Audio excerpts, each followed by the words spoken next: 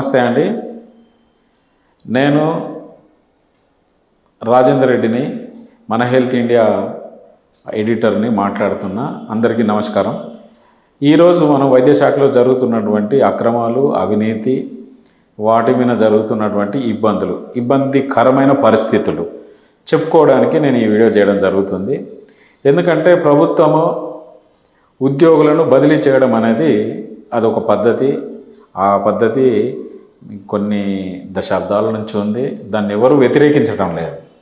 కానీ ఇక్కడ జరిగేటువంటి ఇబ్బంది ఏంది, ఇబ్బందికరమైనటువంటి పరిస్థితులు ఏంది అని చెప్పుకోవడానికి కొంతమంది చేసేటువంటి అంటే వారు కూడా ఉద్యోగులే, మరి వారు ఎందుకు చేస్తున్నారు, వారు ఆ తప్పు ఎందుకు చేయాల్సి వస్తుంది అనేది మాత్రం ఇప్పటివరకు జనాలకి అర్థం కానటువంటి విషయం. సో ఇప్పుడు నేను చెప్పేది ఏంటంటే, ప్రభుత్వ ఉద్యోగులు బదిలీ అనేది అది కామన్గా జరుగుతుంది. ఎస్పెషల్లీ నేను మెడికల్ డిపార్ట్మెంట్ గురించి మాట్లాడుతున్నా. ఎందుకంటే నేను చేసేదంతా మెడికల్ మీదే కాబట్టి వైద్య వృత్తిలో జరుగుతున్నటువంటి వైద్య డిపార్ట్మెంట్ అంటే మెడికల్ డిపార్ట్మెంట్లో జరుగుతున్నటువంటి ఇబ్బందుల గురించి నేను చెప్పదలుచుకున్నా.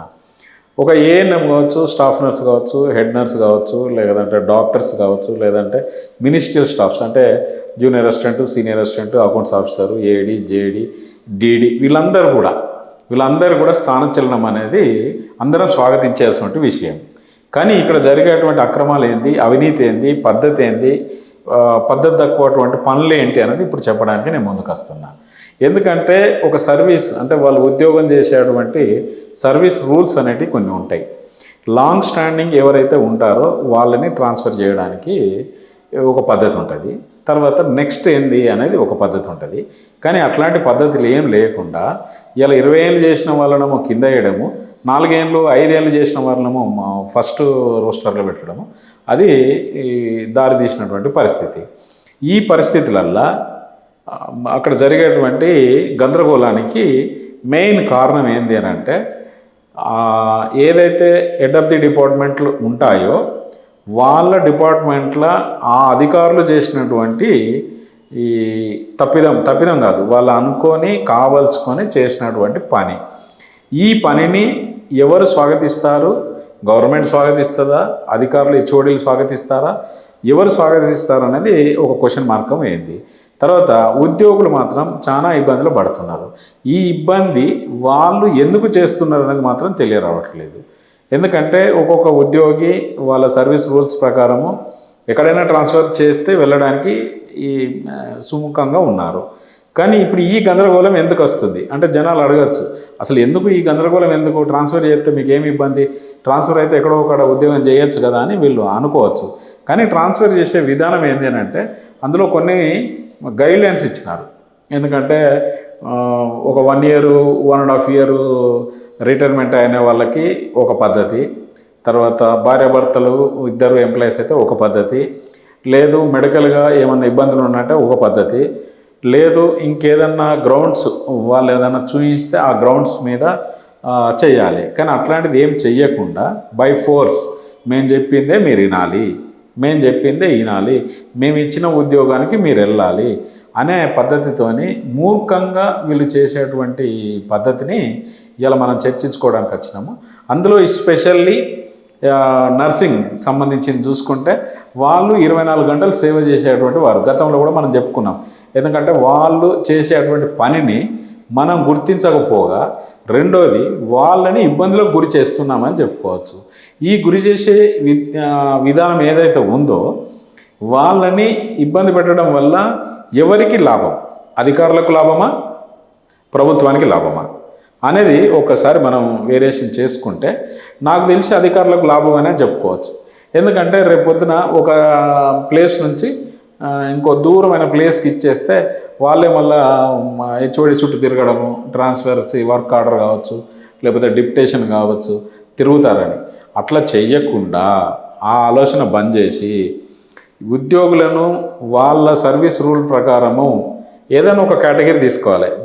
అయితే డేట్ ఆఫ్ జాయినింగ్ డేట్ అనే తీసుకోవాలి, లేదంటే లాంగ్ స్టాండింగ్ ఎప్పుడు జాయిన్ అయినది అప్పటి నుంచైనా తీసుకోవాలి.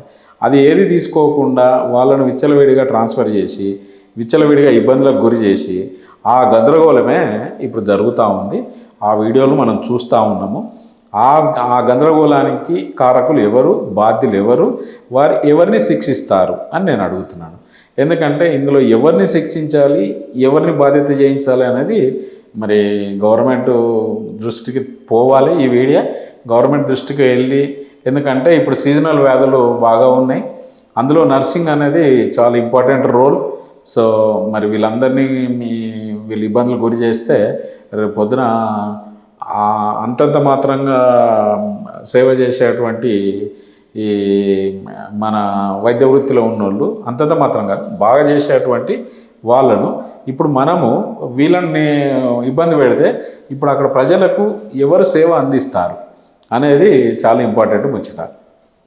ఇంకోటి చెప్పుకోవాల్సింది ఏంటంటే ఇప్పుడు ప్రియారిటీ అనేది ఒక ప్రియారిటీ ట్రాన్స్ఫర్ లేదు, ఆప్షన్ ఫామ్ లేకుండా బదిలీ చేయడం అనేది ఒక విడ్డూరమైన ముచ్చట.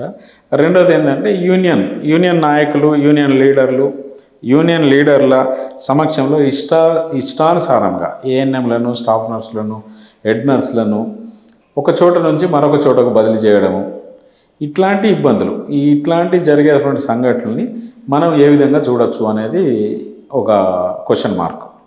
ఈ పారదర్శకత ఎప్పుడైతే లేదో ఉద్యోగుల్లో అభద్రతా భావం ఎక్కువయ్యి వాళ్ళు ఇబ్బందులకు గురవుతున్నారు. ఈ అభద్రతా భావం తేవడానికి కారణాలు మనము చెప్పుకున్నట్టయితే ఈ అధికారులు వాళ్ళ పద్ధతిని ఎవరైతే కౌన్సిలింగ్కి వాళ్ళని పిలిచినారో వాళ్ళు సిద్ధం చేసుకోకుండా వాళ్ళ ఇష్టానురాజ్యంగా వాళ్ళ సర్వీస్ మ్యాటర్ అంటే వాళ్ళ సర్వీస్ని కౌంట్ చేసి అంటే ఇష్టం వచ్చినట్టు ఒక 6 years చేసిన వాళ్ళను కిందికి వేయడము, లేకపోతే వాళ్ళ ఇష్టం. ఇక అక్కడ ఒక పద్ధతి అనేది ఏం లేదు, ఏ పద్ధతిలో వాళ్ళు ట్రాన్స్ఫర్ చేస్తున్నారు అని చెప్పడానికి మాత్రం వాళ్ళ దగ్గర ఎలాంటి పద్ధతి లేదు. ఎందుకంటే 20 years సర్వీస్ చేసిన వాళ్ళేమో లాస్ట్లో ఉన్నారు, సో 5 years 6 years 7 years చేసిన వాళ్ళు ముందు ఉన్నారు. సో ఈ ఇబ్బందులను గురి చేసినటువంటి వారి మీద ఎంబడే ప్రభుత్వము తక్షణం చర్యలు తీసుకోవాలి. దీనికి హెల్త్ మినిస్టర్ గారు, తర్వాత ముఖ్యమంత్రి గారు, ఎందుకంటే ఇద్దరు వైద్య శాఖ మంత్రి ఎవరైతే ఉన్నారో వారు, తర్వాత ముఖ్యమంత్రి గారు, ఈ ఇద్దరు వారిని దృష్టి సారించి ఈ తప్పులు జరగకుండా, ఇలాంటి తప్పులు చేయకుండా చేయాలని నేను అనుకుంటున్నాను. తర్వాత ఇంకోటి ఏంటంటే వీళ్లకు ఏమైతే రూల్స్ ఇచ్చింది గవర్నమెంట్, ఎందుకంటే ఒక ప్రోటోకాల్ ఉంటుంది, ఆ ప్రోటోకాల్ను పట్టించుకోకుండా వీళ్ళ ఇష్టారాజ్యం చేసినటువంటి అధికారులను ఎంబడే తొలగించి వాళ్ళ మీద కఠినమైన చర్యలు తీసుకొని వాళ్ళను విధుల నుంచి తప్పించి మళ్ళీ ఒకసారి వీళ్ళ యొక్క ట్రాన్స్ఫర్స్ని మళ్ళీ పద్ధతి ప్రకారం చేయాలి. ఎందుకంటే ఇవాళ జరిగిన గందరగోళంలో ఎవరైతే అధికారులు ఉన్నారో చేతులు ఎత్తేసినారు. ఎందుకంటే అక్కడ జరిగినటువంటి పద్ధతి అందరికి అర్థమైపోతుంది, ఆ పద్ధతిలో చేతులు ఎత్తేసిన పద్ధతి ఏర్పడింది. ఈ చేతులు ఎత్తేసిన పద్ధతి తెచ్చుకోవడానికి కారణము ఎవరు? ఎందుకంటే అక్కడ పనిచేసినటువంటి అధికారులు ఎవరైతే వీళ్ళ లిస్టు ప్రిపేర్ చేసినారో వాళ్ళు దొంగలనే చెప్పుకోవచ్చు. ఎందుకంటే వాళ్ళ స్వలాభం కొరకి కొంతమందితోని వాళ్ళు పొల్యూట్ అయ్యి, ఎందుకంటే వాళ్ళతో పొల్యూట్ అయ్యి ఈ ఇష్టం వచ్చిన లిస్టు ప్రిపేర్ చేయడం వల్ల 100కి 90 మందికి ఇబ్బంది జరుగుతుంది. ఒక 10 మంది ఫేవర్ చేయడానికి 90 మందిని కష్టపెట్టడం అంత అవసరమా? ఇలాంటి చర్యలు ఇంకెప్పుడు కూడా పునరావృతం కాకుండా చూడాలని నేను ప్రభుత్వాన్ని, మరి హెల్త్ మినిస్టర్ని, చీఫ్ మినిస్టర్ని, తర్వాత చీఫ్ సెక్రటరీని, ఈ ముగ్గురిని నేను కోరుతా ఉన్నాను. ఈ వీడియో చూసినాక నర్సింగు, ఏఎన్ఎంలు, నర్సింగ్ అంటే స్టాఫ్ నర్స్ని, హెడ్ నర్సులని వాళ్ళ బాధల్ని అర్థం చేసుకొని దయచేసి మీరు ఇలా బదిలీలను ఆపి మళ్ళొకసారి ప్రోటోకాల్ చేయాలి, మళ్ళొకసారి సర్వీస్ రూల్స్ ఏవైతే ఉన్నాయో పద్ధతి ప్రకారం వాళ్ళని ట్రాన్స్ఫర్ చేయాలని నేను కోరుకుంటున్నా. థ్యాంక్ యూ అండి, థ్యాంక్ యూ.